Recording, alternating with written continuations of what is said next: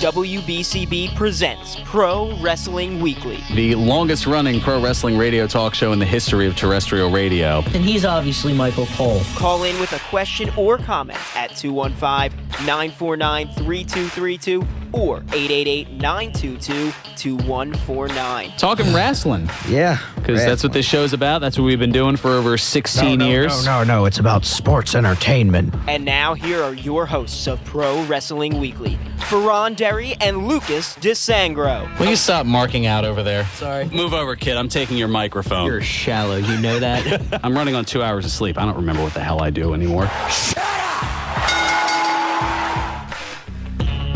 There's the sound of the bell, and we are set to go. This is Pro Wrestling Weekly here on 1490 WBCB and online at WBCB1490.com.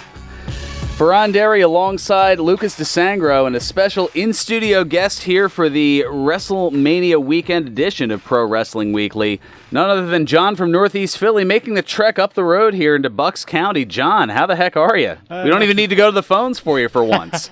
Now you can actually see the phones that you're usually coming in on. Yeah, not too bad. Wasn't too far. I'm in a little bit in Jenkintown, Abington area, so it wasn't too bad. Yeah, no, it's not too bad at all. More accustomed to seeing like Philly plays, but I get up around here, I see a lot of Jersey, but Well, yeah, I mean we're just across the river here, so there's certainly a lot of crossover, but and a lot of accidents. Yeah. Well, We're going to talk about Jersey plates because that's the joke. Grab the low-hanging fruit, I will. Man, as you can see, the all year round fool is definitely bringing his A game for April 1st. Oh yeah, definitely. But of course, I mean, it is that time of year for the A game, as it's WrestleMania season. It is There it is. I know this is a little old school for you there, Twitch. As he's trying to headbang along to it. No, I'm doing the Night at the Roxbury, which is also one of my Tourette's tics. Oh, that's your newest tick? No, really? I'm breaking kayfabe again. Damn it, Burgundy. I feel like I should be ripping a shirt off right now when I hear this, the old Hulkamania version of the Mania intro. I'm more used to the ba-na-na-na-dun. Oh, yeah, you're more new generation, which, I mean, we'll certainly have that going on here, but Linda it is... McMahon's theme song. Yes, better known as Linda McMahon's theme song. You're absolutely right. That has become popular over the time period here, but... Zombie Linda. Yes. The walking McMahon. Okay, we'll pay the royalties out to Jay Hunter on that joke from OSW Review.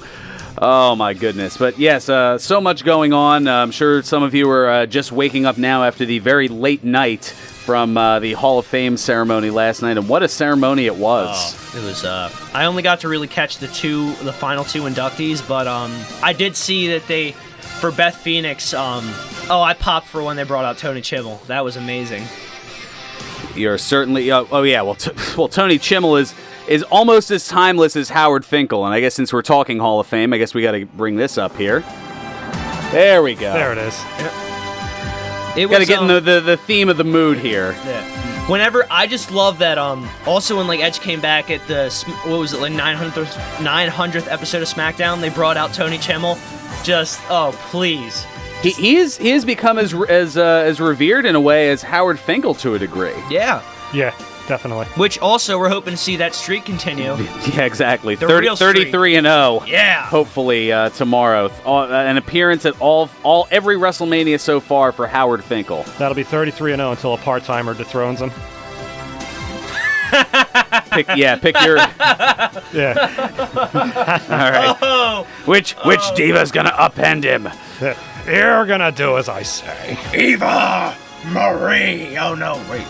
We didn't renew her contract? Renew it, damn it. I want to make these fans cry.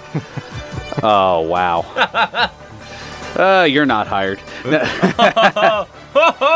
It's funny because it's true. It's damn true, as Kurt Angle said. What great speeches. As we were at training last night at the Monster Factory, we kind of caught bits and pieces throughout as it was airing in the background. So I got a little bit of DDP's speech, which, from all accounts that I heard, was essentially an infomercial for DDP Yoga. Is that pretty spot on? Hey, that's smart. I'm going to be completely honest. You got to get out there and get your wares out there. Yeah, merchandising and marketing. Absolutely. Yeah. Spaceballs a flamethrower. Yeah. Diamond Dallas Page, the cereal.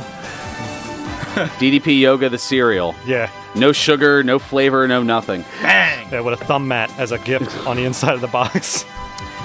Oh, wow. I can't rip on DDP. I like DDP. I love DDP. I do too. Yeah, I've Only interviewed on the other hand, you would love to rip Yeah, into. I would have liked, I know they couldn't do it due to the licensing, but it would have been nice to hear the Nirvana mix for him to come out. When Oh, the self-high five theme, yeah. Well, I mean, there's a lot of that. I mean, a lot of those WCW themes that were borderline copyright infringement, but just different enough Or to like, avoid, I guess. about, Or like, maybe Turner just said, you know what, forget it. I'll just pay it. I have money. or the same thing Yeah, would be said for the TNA. nod of acknowledgement from John. He certainly agrees. The there. Dudley's TNA theme, like the rip off of the it's just or OSW did bring up a good point though about Scott Steiner with it's fantastic. Pretty much just different beats behind a siren. Yeah, you can't copyright a siren, so it's almost the same thing. They just probably went to like what was it? Crap, it was like audioblocks.com or something like Just that. pick whatever licensed beat behind it and just have the siren and you're good to go. Even I could edit that together. Holla if you hear me. Maybe that Because could be the a legal rights don't. Trying to think of who that could be a theme for at the MFPW, but Ooh, I think you know who it could be. we'll discuss that during a commercial break, so that way I don't Somebody who blame looks a upon bit anybody. similar to Scott Steiner. Really? Huh? Okay. All right. We'll go with that. Oh yeah. Okay. You know what? All right. I went in a completely different direction. Who'd you think I was going for? I can't think of anybody else. I was thinking of. I thought you were going more towards somebody currently on the mend. Don't you know? Oh Yeah. no. Okay. No, he's more of a. Yeah. True. It's Cody Vance. Yeah.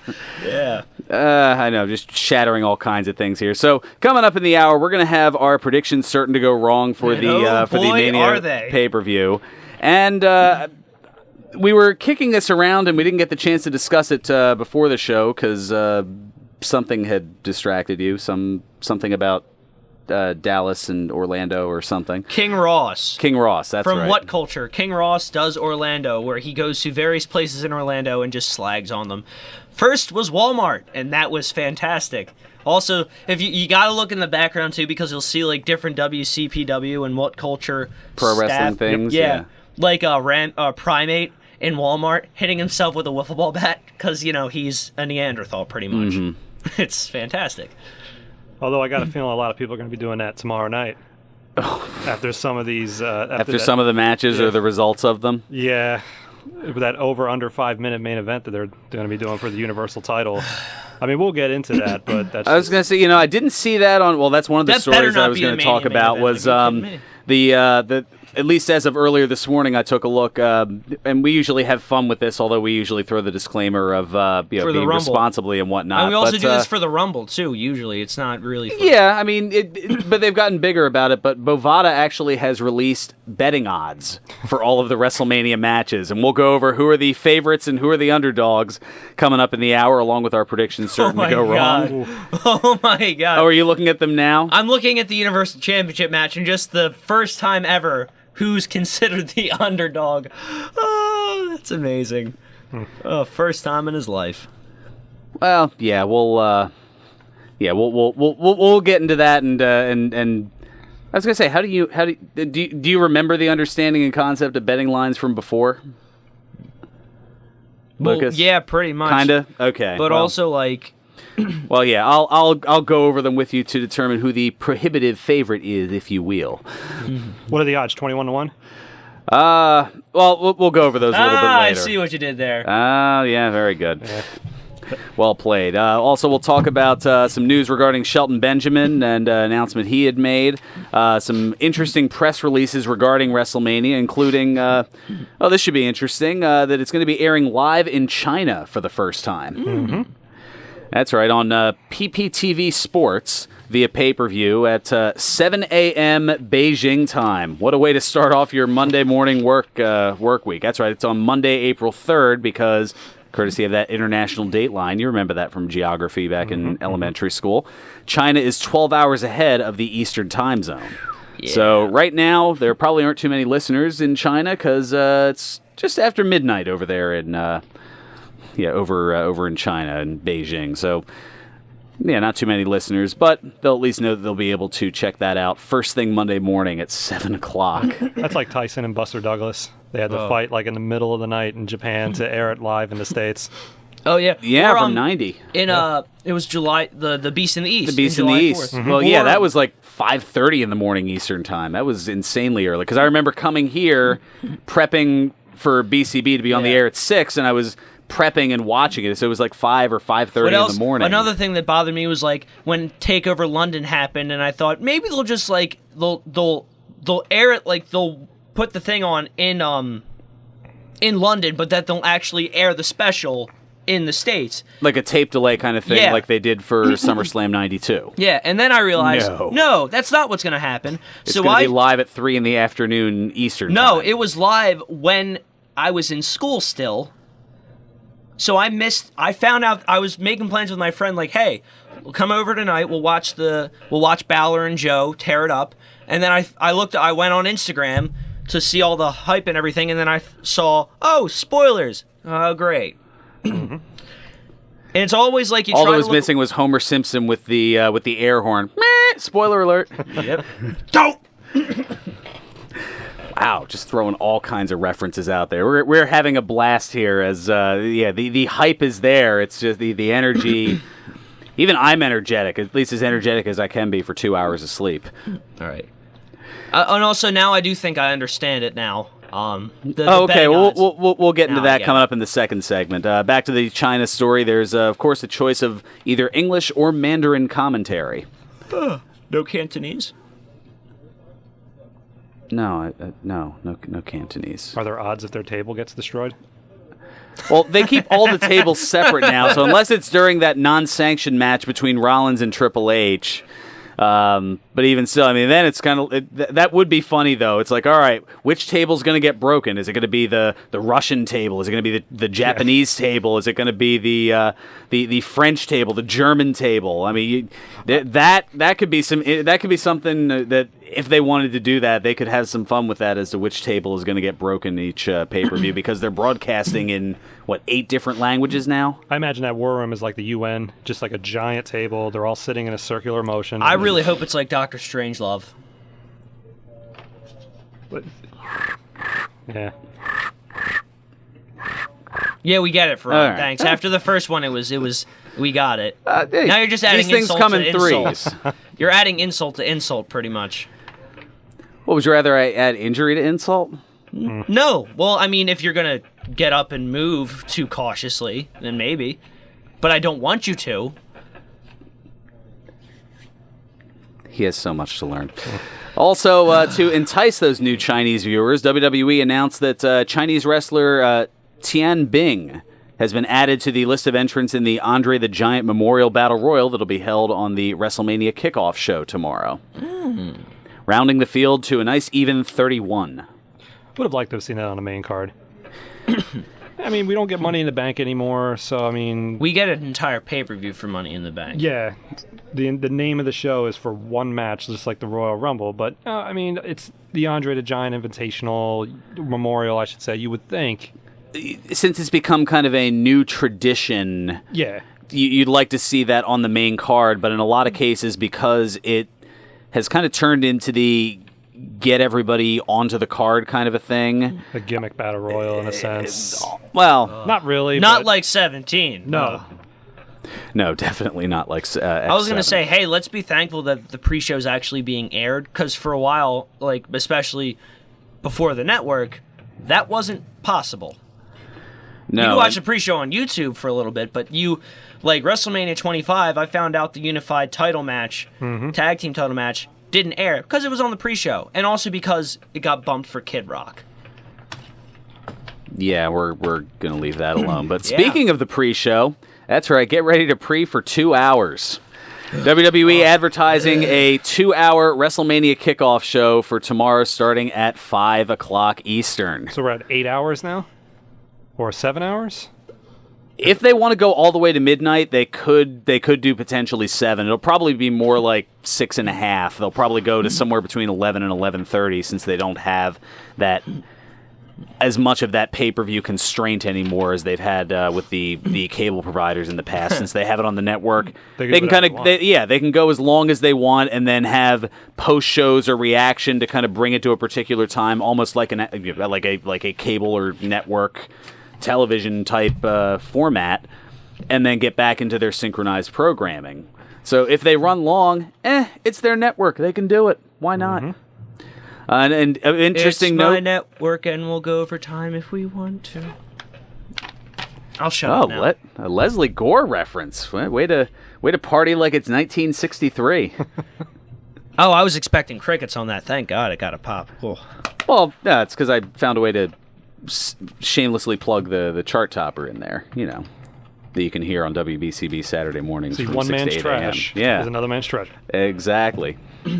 That's how we make this work here. Of interesting note, the kickoff panel is going to feature 3 Hall of Famers in Booker T, Jerry Lawler, and Shawn Michaels, accompanying Renee Young as the hostess of the pre-show festivities and matches and whatnot. The other one, apart from the Andre the Giant Memorial Battle Royal, being the Cruiserweight Championship, Neville and Austin Aries. Which that's the one I'm disappointed got bumped to the pre-show. Because the Andre the Giant Battle Royal, that's a thing. We know it's always going to be a thing with WrestleMania, hopefully. Unless they make that an entire pay-per-view, which I really hope they don't. But like a 3-hour-long battle royal? No, just like because they made a thing out of the Money in the Bank, the pay-per-view out of that, pretty much. That's the joke. Wasn't a good one, but that's where I was going with it. But noting the time. No. It's one of those things. The Cruiserweight Championship. This is like a match that is made in heaven for this Cruiserweight title match. So if they want to legitimize this title, put it on the main show, and also have them tear the house down. Thank you very much. Yeah, there's certainly something to be said for that, but it's also one of those kind of get the crowd going. I'm sure OOC's hearkening it to the Rockers back in the late 80s, early 90s. That kind of get the crowd excited first thing kind of deal. Yeah. It's like you got the national anthem, you got the intro, you got the roller coaster apparently going, the crowd excited, and to keep that drive going, that's when you put out, Aries and have that match on the pre-show, and I think that will probably be the opening match of the entire thing, not on the main card, but on the pre-show. No, it shouldn't be the opening match on the pre-show though, because like people will still be filing into the stadium if that's the case. Yeah. If you want, I feel like it should have been the opening match on the main card. Yeah, that's how I felt about it too. But they constantly last minute shuffle the card, and it's just never ending with that. I was afraid that was going to happen, but like maybe have that be your pre-show main event, as they would say. Yeah. Very true. Well, we'll get into more of that as well as our predictions starting to go wrong. We'll talk about the odds. We've also got a couple of, speaking of shuffling of the cards, we'll tell you about a couple of changes to the matches for tomorrow that you haven't heard about. Also some nuptial wishes, and also we'll talk a little music as well, as it definitely won't be Leslie Gore performing at WrestleMania, that's for sure, or Kid Rock. You're certainly right about that. So we'll get into that and more as we continue along the Mania insanity here. But first, I got to tell you about our friends over at George's Cards and Collectibles. That's right, next weekend at the Neshaminy Mall Sports Cards and Collectibles Show, the weekend of April 7th through the 9th. First, on Saturday, April 8th, 1 week from today, in Center Court in front of Macy's, Philadelphia Flyers two-time Stanley Cup champion Gary Dornhoefer from 11 a.m. until 2:30 p.m. So, Dorney. Yeah, Dorney's going to be there. Nice. It's kind of frustrating to say that it's becoming so long since that last Stanley Cup that, I mean, we're talking over 40 years now, eh? What is going on here? That's a visual. Of looking up at the sky, like what? Yeah, looking up to the Holding hockey the cup? deities. Well, it's not there. Or holding up the... Oh, okay. Or being Randy Orton if we're going to go that route. We're not going obnoxious now. Yeah, no. Well, I mean, he does, Yeah. but... Don't give me that look. You know I'm right. No, you're not right. You're not obnoxious. Not on purpose. Okay, that I'll give you. Thank All right, you. that I'll give you. But you are obnoxious. Then later that afternoon, former WWE Tag Team Champion Paul London will be available for autographs and photos from 4 till 5:30 p.m. Plus, coming up Saturday, April 22nd from 3 until 5, former WWE Divas Champion Jillian Hall also will join Christy Hemme, Brooke Adams, Ashley Massaro, and Grandmaster Sexay Brian Christopher. That's a packed house. That is a packed house, and that'll be all at the George's Neshaminy Mall location. And then 2 more appearances coming up in May. First, former 3-time WWE Tag Team Champions Demolition. Nice. That's right. Axe and Smash will be at George's Neshaminy Mall location on Saturday, May 6th from 3 to 5 p.m. And then 1 week later, former WWE and ECW star Al Snow, possibly with Head, who knows, will be appearing at the Neshaminy Mall George's location on Saturday, May 13th from 2:30 until 4:30 p.m. So And Tough Enough Coach. yeah, and Tough Enough Coach. He's got a been lot in of TNA. different. He hasn't been in WCW either. He wasn't in WCW at one point. No, he didn't. He's one No. of those guys. I thought he was one of those guys that had been like. Sandman did, definitely. Was hacked. Yeah, he was so hacked. was Foley. Yeah. He was Cactus Jack and. But no, Al Snow never made the jump to Turnerville. What about He was in TNA though, right? Yes. Yeah, he was. Anyway, George's has 3 locations for all of your cards and collectibles needs, including their original store at 7755 New Falls Road in Levittown, in the Willow Grove Park Mall on the 2nd level near Macy's and Tivana, and in the Neshaminy Mall in the movie theater wing. For more information, go to georgescollectibles.com and follow George's Cards and Collectibles on Facebook. My, how the time flies. We're almost halfway through this insanity, but we'll be back with more of it right after this here on Pro Wrestling Weekly on 1490 WBCB and online at WBCB1490.com. Everything you wanted to know about funerals and planning but did not know who to ask. Tune in Mondays at 9 a.m. to everything you wanted to know about funerals and planning, being brought to you by Louis A. Galzerano III Funeral Home. Call 215-945-8484.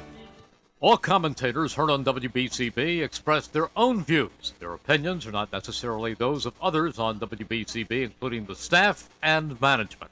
The Bull Session is back. Join Phillies PA announcer Dan Baker and former Phillies slugger Greg the Bull Luzinski for the Independence Blue Cross Bull Session, presented by Gage Fiore, attorneysthatfightforyou.com. The premiere of the Bull Session is Tuesday, April 4th from 6 to 7 p.m. at the Bluebell Inn. Get the scoop on the 2017 Phillies with Dan Baker, the Bull, and their special guest. The Independence Blue Cross Bull Session, presented by Gage Fiore, attorneysthatfightforyou.com. This Tuesday, April 4th at 6 p.m. live from the Bluebell Inn.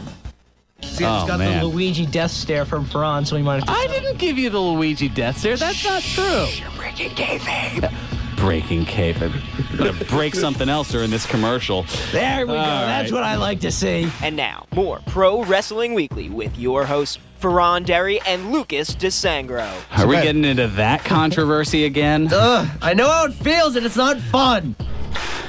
Welcome back to Pro Wrestling Weekly here on 1490 WBCB and online at WBCB1490.com. Fearon Derry, Lucas DeSangro, and John from Northeast Philly making an in-studio appearance. Crazier things have happened, but not too terribly many. Yes, the internet has invaded the studio. Well, now let's not go too far. No, Yeah, I was gonna say no. I think we had the Facebook page, This is. I was gonna say, of all the internet, yeah, I could think of so many worse things that yeah. Well, no. Yeah, let's try on to a day avoid like another today. IWC flashback. Oof. No, Just on a day let's- today no, with come April on, let's- Fools, you know, Oh, it's just- well. Yeah, I mean, I you know what? There's enough of that's gone on. I mean, I saw something that was rolling around the internet this morning that Reigns was pulled from the Mania card. It's like, come on, really? Don't you know AMC. anymore? I mean, today is basically International Fake News Day. AMC doing a Grand Theft Auto TV show. I saw that one. Did you just? Oh, No, the fact that they did it on April Fool's Day, I'm just like, oh, you. Well, they even got the guy who does Trevor, who's on The Walking Dead. Stephen to do the- Ogg, yeah, Stephen he's- Ogg to do I the love- voiceover of the trailer. And so that was an elaborate. So AMC pulled that prank on you guys, on us, and Rockstar. and Rockstar. See, the that's elaborate ones but are. But at the same time, that's not fair. How could you do that? Because it's April Fool's Day. That's how they do it. I mean, what do you want? That is not fair. It's not, though. He is so disheartened. So disheartened. I know, and now your mindset is. Well, that's a buzzkill. Oh. Thank you, Michael. Very true. All right, let's get back into the to the nonsense here. Actually, let's see if we can kind of get things back on the rails. And what better way to do that than by hopping to the phones and getting Ed from Northeast Philly. Ed, welcome to Pro Wrestling Weekly. Good afternoon.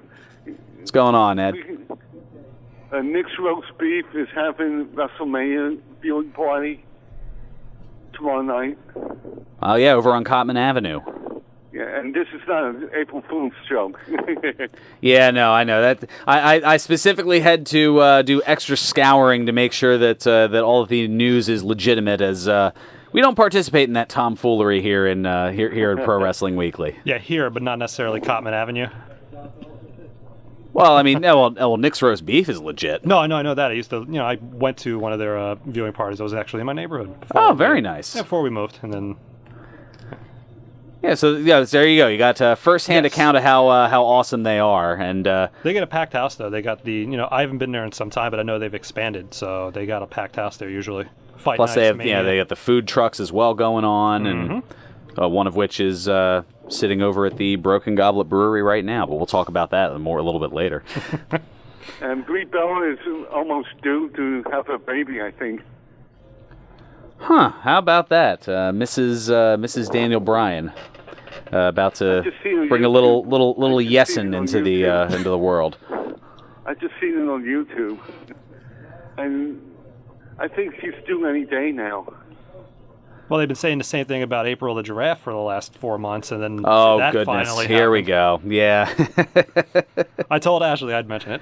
There you go. All right, yes. We have ECWA in Parsippany, New Jersey, next weekend. Yeah, once everybody's died down and hopefully somewhat replenished their wallets from WrestleMania weekend, that's been kind of crazy. The amount of people who have made the trek down there. It seems like most of my Facebook over the last 3 or 4 days has had some sort of status of traveling to Orlando from Philadelphia. How many are they going to get in there? Is it going to be another one at like 100,000? No. I want to say that the capacity for that's somewhere in the 60 something thousand range, but I can certainly look that up. We have ECWA in Bayonne on Friday the 14th with Shane Douglas and Crazy Ivan. Shane Douglas and Crazy Ivan. There's a Crazy Ivan's a name from the past. I know I've been to a few of his matches throughout the indie area, and of course the franchise Shane Douglas. I mean, what else can you say about that? Jersey show. I think you know this guy, Andrew Anderson. Mm-hmm. Yeah, he's on the card with Gino Caluso, Greg Valentine, and Crazy Ivan. The Hammer. The gas tank. On the 8th of April. Yeah, it's certainly a jam-packed week coming up. Once everybody's returned from WrestleMania, there's certainly a lot of local options. Or if you didn't go, you have a chance to check stuff out that's not on the small screen. You can see live in front of your eyes if you have the choice. And we have the Collector's Fest coming up in 3 weeks. Oh yeah, the Collector Fest down at the arena. Nice. Yeah, that's. We opted to hold off from a broadcast from there this year. It was a lot of fun to go down there the other year, but it's I don't know. We have the Super Camp that weekend, don't we? Plus, we have the Super Camp. Yeah, I knew there was some other reason. I was like, it wasn't just a financial reason; it was something else, and that's what it was. We'll be at the MF Super Camp on the 21st and 22nd. So I'll have to figure out what I'm doing in terms of the broadcast. I'll have to speak with with El Jefe Roberto as well as Danny Cage and see. Yes, that's.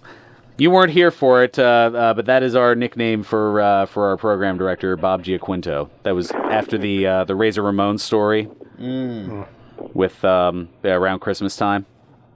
Oh no! I know what you're talking. You know that one, yeah. So I did a whole bit, and it was controversially entertaining, but it was in a Razor Ramon type thing. The fake Razor Ramon or the... No. Well, I mean, I probably sounded closer to Rick Bogner than I did Scott Hall, but... Oh, there he is, JR. There's Razor Ramon. We got the copyright. Stop him. The name on the contract says, Razor Ramon, but what's his real name? Oh, man, that they just slagged all over that. All right, no. We were talking about the fake Razor and Diesel from late 96, early 97. Yeah, the 0-calorie version. Exactly. Diet Ramon and Diet Diesel. There you go. That's about it. Alrighty, Ed. Thanks so much for the look at the local scene. Appreciate it as always. After doing a little bit of research, apparently the capacity on the stadium, which I know I'm still calling it the Orlando Citrus Bowl, apparently the name for it now, it does have naming rights, Camping World Stadium. It doesn't sound nearly as fun. No. But in either case, the capacity listed is 65,000, but as far as the record attendance, and I'm not sure how much of that is... a little bit of WWE hype, but the record attendance was from WrestleMania 24 on March 30th of 2008, a record 74,635 people. So somehow they went about 10,000 over capacity. Well, I guess if you had people on most of what would be the field, so I guess maybe that isn't as hyperbolic as one would think. It's like when they do like ticket sales versus the amount of seats that are actually filled. It's like we sold 25,000 tickets, but there's 9 people in here. But not that dramatically bad. Yeah, no, we're not talking Montreal Expos, for example. Yeah, wow, there's a throwback for you. Or Impact. How many of those are giveaways? I don't know. All right, let's get one more call in here before we take our final time out here. Let's get to Anthony in Hamilton. Anthony, you're on Pro Wrestling Weekly. All right, gentlemen, how you doing? Not too bad. How you doing? I'm doing fantastic. Listen, I think they did for programming, as far as the network. I think it was a smart idea to put the Hall of Fame on last night as opposed to doing it like they did last year on Saturday night, because this way you're kind of getting a little. If you don't watch NXT, you're getting a little break. Whereas like last year, if you watched, say, 5 hours or 4 hours of the Hall of Fame, then the next night, here you go again. If you watch the pre-show, you get like 7 hours more of wrestling. You're probably burnt out by then. So I think they made a good judgment there by kind of separating a little bit. That is a good point. And for the people involved, I mean, there may be some people who have that crossover of NXT and the WrestleMania main roster, but for the majority of the people... Normally, as you said, in past years, they've had the Hall of Fame ceremony on the Saturday night. Everybody has a late night, and then they have to get up super early on Sunday to do all the last preparations for WrestleMania. It's just extremely draining. So not only for the people viewing, but also for the talent as well. The wrestlers, the referees, everybody who you see in attendance there, they get a chance to get at least a little bit more of a break, or at least a little bit more rest than they would if they had Saturday night doing the Hall of Fame until midnight or so, don't get maybe into your hotel room or into bed until maybe 3 in the morning, and then they're up at, 7 or 8 to get everything started for WrestleMania. It's a smart move all around, and initially I was like, interesting that they're breaking tradition, but when you look at it from a sense standpoint, for viewer and for the talent, it looks beneficial across the board. And you also got the NCAA tournament. You got Saturday night, just any type of programming, really, So you figure that the niche people who are going to be watching NXT, I mean, they're going to be the diehards that are watching it anyway. So they may have to endure a little bit, but the NXT TakeOver won't run nearly as long as the Hall of Fame ceremony would. Or WrestleMania. NXT TakeOver is guaranteed for at least 2 hours, or I guess maybe because it's like WrestleMania weekend 3, if we're going to go that much, but I doubt it. Well, there's only 5 matches on the card, so I don't think they're stretching 5 matches into 3 hours unless it's a Royal Rumble pay-per-view. Yeah. some of those mid-'90s ones, like 95 or not, 94 and 95. Makes me beg the question, maybe they, in the Valentine-Garvin submission match, they did that on purpose to think they were going for a pinfall, just to stretch it more. Man, you're just all... did Jay Hunter, like, slip you a few euros for a pint or something? He's pumped up for WrestleMania. No, he's pumped up for WrestleMania. Who said Jay Hunter had anything to do with it? Maybe. Well, you used the submission match reference from OSW. Well, yeah, because it was at a Royal Rumble, and it stretched to like a 3-hour pay-per-view. Well, I do have a question, or I want your guys' opinion real quick before I hang up or whatever. For me, I think Alexa Bliss, that match, moving it to WrestleMania itself is a better idea, because SmackDown, struggling as it is, I mean, it's still trying to like make its name over Raw. I mean, this is a women's title match. You kind of want that to be on your main show in order for anybody to take SmackDown seriously, because right now everybody still thinks Monday Night Raw is the show. And the flagship show, yeah. Well, I mean, it's kind of like an equal time thing, whereas there's not a cruiserweight champion on both rosters, Raw and SmackDown. So, I mean, perhaps that was their decision as far as putting something in the pre-show, just so there isn't any potential favoritism showed one way or the other between Raw or SmackDown. Mm-hmm. Whereas the Cruiserweight Championship is kind of that one entity, and you see them on 205 Live, but you also see them on Raw, so they kind of have that equal time, and that would be something to kind of push back to the pre-show so as to not... have anybody who is a particular fan of a particular entity or roster to take offense. Well, hopefully it'll work out. But at any rate, guys, thank you for your time. Everybody, you guys enjoy WrestleMania, and catch you on the air next week. We'll do. Looking forward to it. Thank you so much for the call, Anthony. Let me take care of the usual bit of business around this time. We got another. It's a fun weekend everywhere here, including at the Broken Goblet Brewery, 1500 Grundy's Lane in Bristol, PA, where today it's a Firkin Awesome Saturday. That's right, they didn't let the cat out of the bag this time as far as the flavor. So the Mystery Firkin will be tapping later this afternoon, and tonight a very special night of live music as Soul Custody makes their debut on the Broken stage, and tomorrow from 11 to 5 it's Bloodies and Brews featuring the Broken Goblet's Broken Bloody Mary, one of my favorites for sure. It's got a nice little kick to it, dossied up with all the fixins and accoutrements up top there, and for somebody who I think prior to this I'd never had a Bloody Mary before, that's it's certainly one you definitely want to go out and have. But if you're, since it's a brewery, you definitely want some of the brews on tap, and there are certainly some great ones on tap right now, including their Fall of Risengard Black Rye Ale, their Steinbeiser's Buried Treasure Cream Ale, the Yin Yang Oatmeal Stout, and their Old Toby, which is a Belgian pale ale brewed with basil. Great, yeah, it goes great with Italian dishes. The Stromboli, get a growler of that and get a Stromboli and park down for Mania. You are good to go. Because I may or may not have done something like that in the past. We're not hinting at experience. No. Then of course it's experience talking. Yeah, well, Just a few reasons why. You can hear the glee in my voice that it's always a good time at the Broken Goblet Brewery, 1500 Grundy's Lane in Bristol, PA. Broken Goblet Brewing, the semi-official brewery of Pro Wrestling Weekly. Please enjoy responsibly. Coming back, we'll talk predictions and other stuff, in the words of the late, great Chuck Barris, right after this here on Pro Wrestling Weekly on 1490 WBCB and online at WBCB1490.com. Here's another What's It Worth Antique Minute. Recently, we observed a presidential inauguration. It was pictured on newspapers, magazines, television, and cable news. It was everywhere. But what was the first U.S. presidential inauguration ever to be photographed? Louis Daguerre was generally credited with inventing the photograph and introduced his daguerreotype in 1839. But while the daguerreotype worked well for still portraits, it was still not ideal for photographing large crowds and events. Back in 1857, while the U.S. Capitol was still under construction, it was John Wood, using a wet plate collodion camera, who first photographed the inauguration of a U.S. president, James Buchanan, our 15th president. What's it worth? In 2016, Sotheby's sold a photograph taken only 4 years later at Abraham Lincoln's first inauguration in 1861 for $27,500. Auctioneer, appraiser, and home downsizing expert Mike Ivakovich hosts What's It Worth? Ask Mike the Appraiser radio show. And you can tune in on Friday mornings from 9 to 10 on WBCB 1490 or on the internet at WBCB1490.com.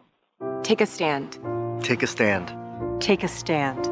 Like my brother did, when he wouldn't take no for an answer. Like my wife did, when she asked the right questions. Like my friend did, when she made the call. You stood by us when we were in uniform, so stand by us now. Take a stand for those who served our country. If you're a veteran in crisis or know one who is, the confidential Veterans Crisis Line is here for you. Call 1-800-273-8255 and press 1. Chat at veteranscrisisline.net or text 838-255. You won't see termites crawling across your floor, but thousands might be devouring the wood in your walls, weakening the structure of your home. For over 50 years, Termite Proofing and Pest Control of the Delaware Valley has been in the exterminating business. If you think you have a pest problem, they're the experts. Call them today at 215-639-5455. That's 215-639-5455 for TPPC. Termite Proofing and Pest Control of the Delaware Valley gives your home or business peace of mind, knowing your pest problem is in their hands. Located at 1560 Bristol Pike in Bensalem, they use only EPA-approved material applied by licensed technicians. Call Termite Proofing and Pest Control of the Delaware Valley at 215-639-5455. Hi, this is Governor Tom Wolf. Thousands of families across Pennsylvania have been affected by the opioid epidemic. Together, we can fight this disease. If you or someone you know is struggling with addiction, help is available. Visit pa.gov/opioids for resources and information on substance abuse. For treatment options, call 1-800-662-HELP. Brought to you by the Commonwealth of Pennsylvania. Tom Wolf, Governor. Paid for with Pennsylvania taxpayer dollars. Pro Wrestling Weekly presents Today in Wrestling History, April 1. On this date in 1990, the WWF held its WrestleMania 6 pay-per-view. In the main event, the Ultimate Warrior pinned Hulk Hogan to win the WWF World Heavyweight Championship and retain the Intercontinental Championship. On this date in 2001, the WWF held its WrestleMania X7 pay-per-view. In the main event, Steve Austin pinned The Rock in a no disqualification match to win the WWF World Heavyweight Championship. On this date in 2007, WWE held its WrestleMania 23 pay-per-view. In the main event, John Cena defeated Shawn Michaels by submission to retain the WWE Championship. On this date in 2012, WWE held its WrestleMania 28 pay-per-view. In the main event, The Rock pinned John Cena. On this date in 2016, WWE hosted its NXT TakeOver Dallas Network special. In the main event, Finn Balor pinned Samoa Joe to retain the NXT Championship. This has been Today in Wrestling History, April 1. Hi, this is Jim Cornette, and you're listening to Pro Wrestling Weekly with Fearon on 1490 WBCB.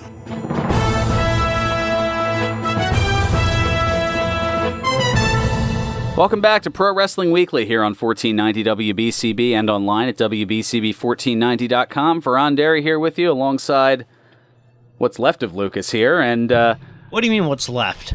Well, as you're sitting over there doodling on a cup, you don't even have your headphones on, like... There's nobody calling in. Professionalism. You've been doing this for how... But at the same time, nobody's going to know unless you tattle on me.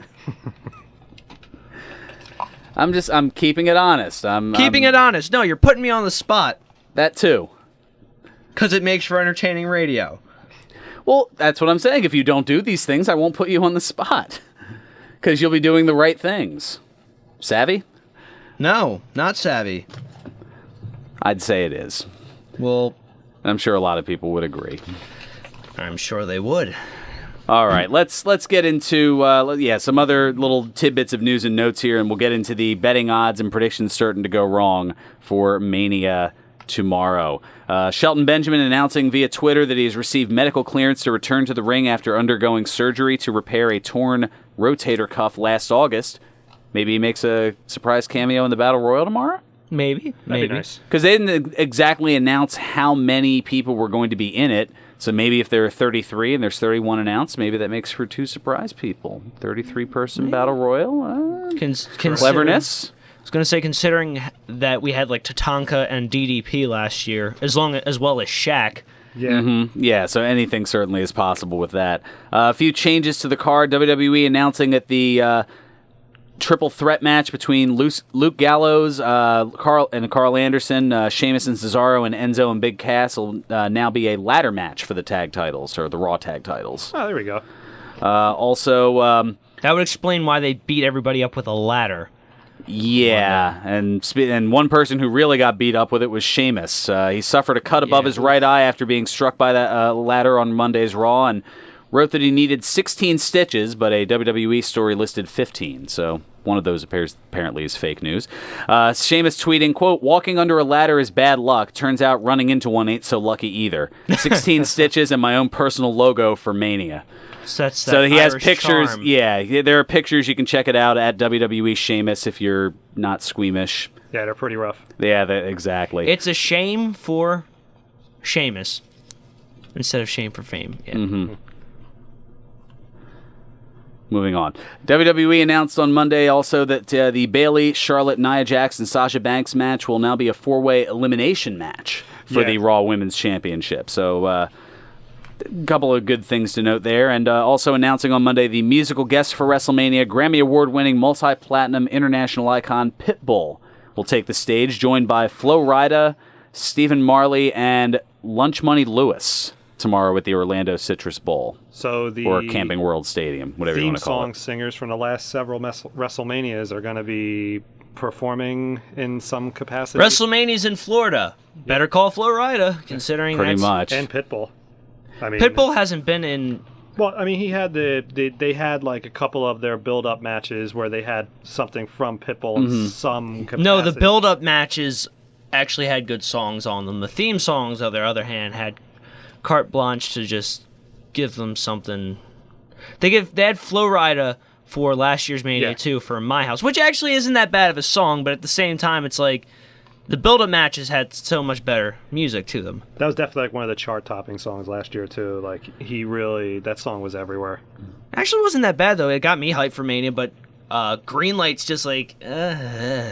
Well, what is at least announced, in a medley performance, Pitbull will perform his newest hit single, Options, with Stephen Marley, before being joined by Flo Rida and Lunch Money Lewis to finish the act with his popular single and WrestleMania 33 theme song, Green Light. So, there you go. The nice musical interlude has become tradition. Because I'm ready to go to the next match after his performance. Well, and they can't. You know what? They can't be all winners, and I apologize for every dud joke I've told on the show today, and every other joke I've told that has failed, like ever. I'm like the Jewish guy in Coming to America, just You've been trying to get that in so much. No, I haven't. This is the first time I've mentioned it on the show. On the show, and then there was also last night at training. I told Danny Cage that because it's true. I get a few good ones in every now and then, but for the most part, there is no spoon. Yeah, very good. All right, so quick look at some of the odds here. Interesting, the Andre the Giant Memorial Battle Royal, they've got Braun Strowman versus The Field. So you could either bet on Strowman or anybody else. I was going to say bet on Strowman or like the actual field at WrestleMania. No. The field the field the field means line? everybody else, essentially. That would be, I'm going to say, though, that would be a very entertaining match to watch. And Braun Strowman is the favorite at about 3.7 to 1. Versus nature. Yeah. Just man versus wild. Literally. Yeah. The tag match. I was gonna say, do we want to go predictions and odds at the same time to kind of save time because we don't have too terribly much of it left.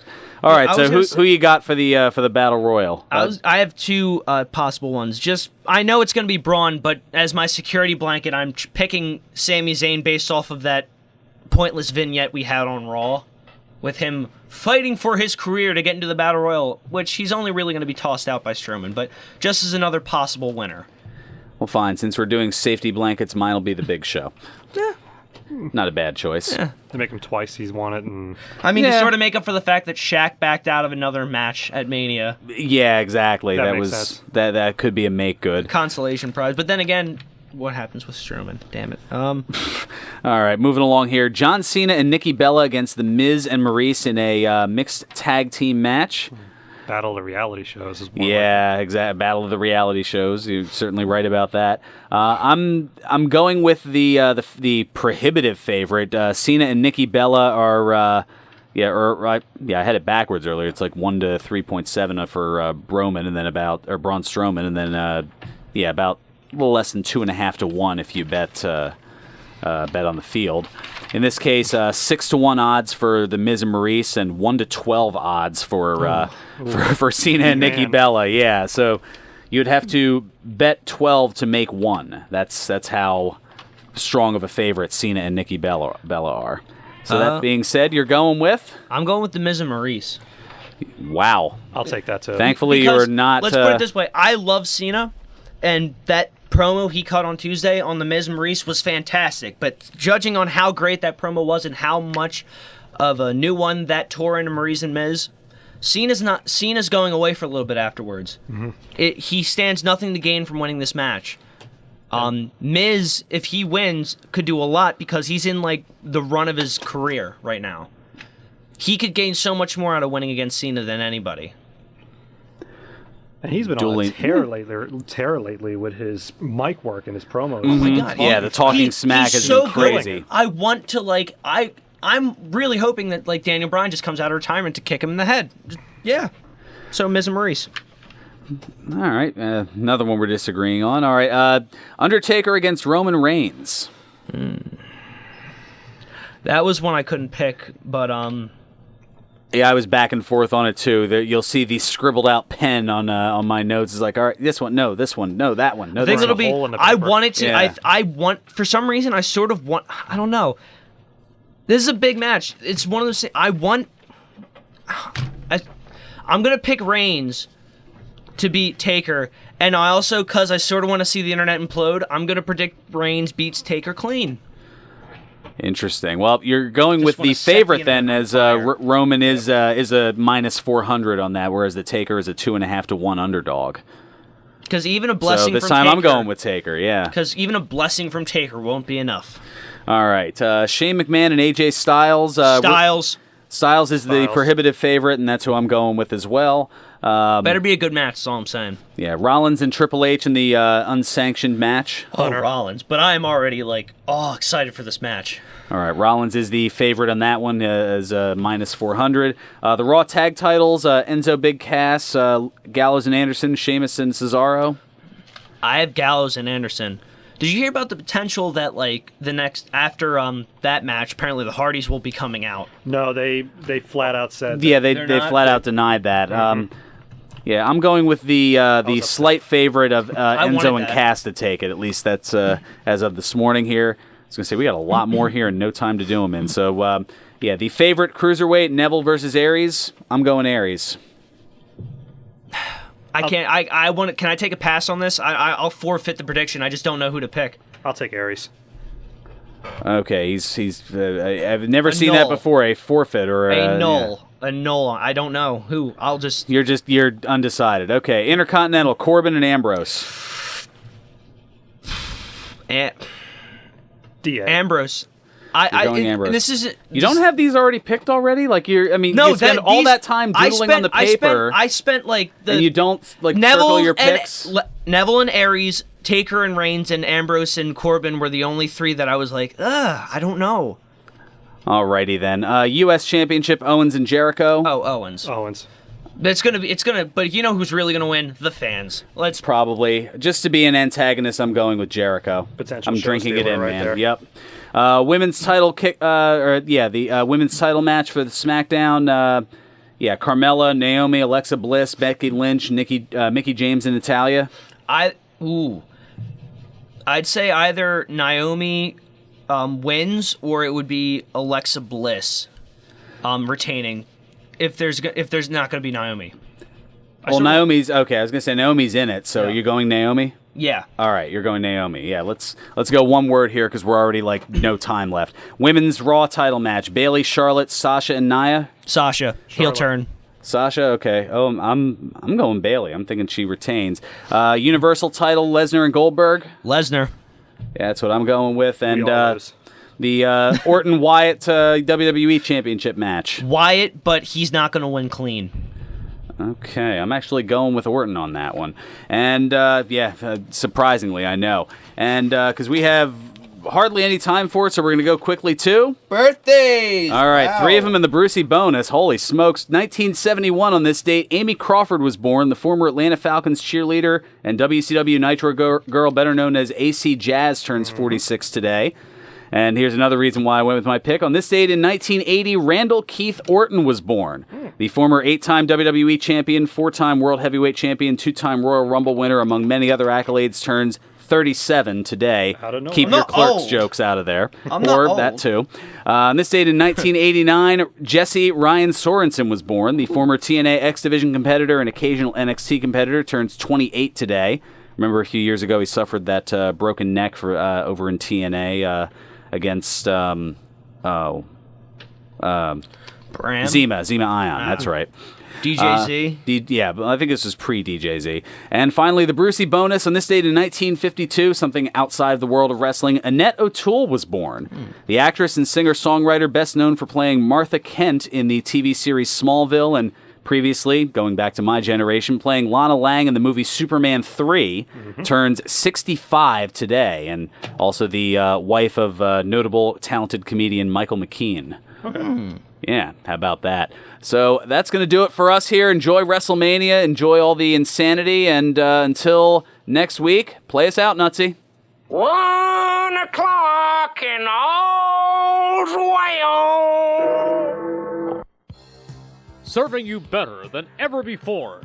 This is 1490 WBCB.